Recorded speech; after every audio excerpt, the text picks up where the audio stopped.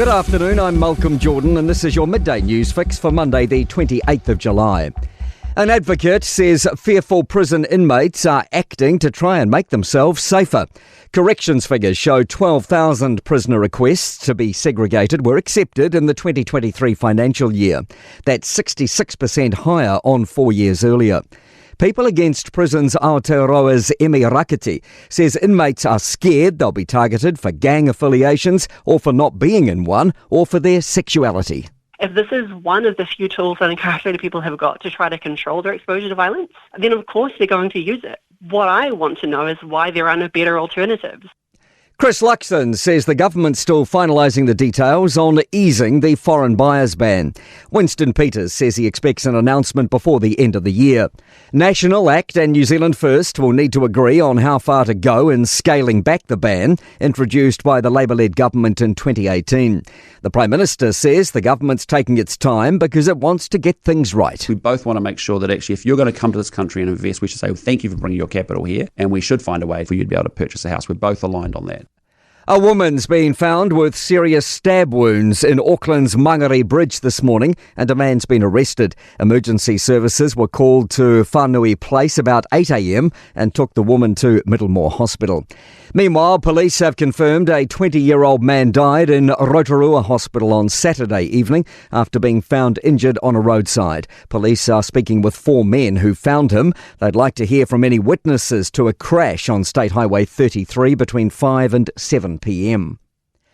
A growing number of households are struggling to cover the rising cost to heat and power their homes. Latest Stats NZ figures show energy prices have been rising much faster than incomes this century.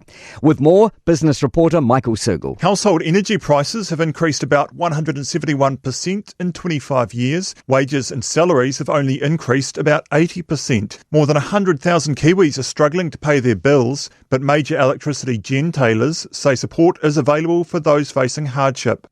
Bargaining will take place today between Health New Zealand and the Nurses Organisation ahead of a 24-hour strike starting Wednesday. More than 36,000 union members are set to walk off the job. The US and the EU have stepped back from the brink of a potential trade war and have struck a deal in Scotland for a 15% tariff on EU goods imported to the US. The EU will also invest much more money into the US and buy more energy.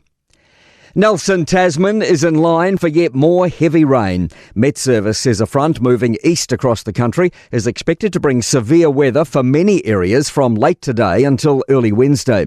Orange rain warnings have been issued for tomorrow for parts of Mount Taranaki, Westland, Canterbury and Otago. Meteorologist Sarah Haddon says warnings have also been issued for much of Nelson, Tasman and Marlborough. To sport, Scott Dixon's finished 5th at IndyCar's Grand Prix of Monterey in California, with compatriots Marcus Armstrong 8th and Scott McLaughlin 10th. Alex Palou secured his 8th win of the season. Meanwhile, Shane van Gisbergen has placed 19th at the latest NASCAR Cup Series race in Indianapolis, behind winner Bubba Wallace.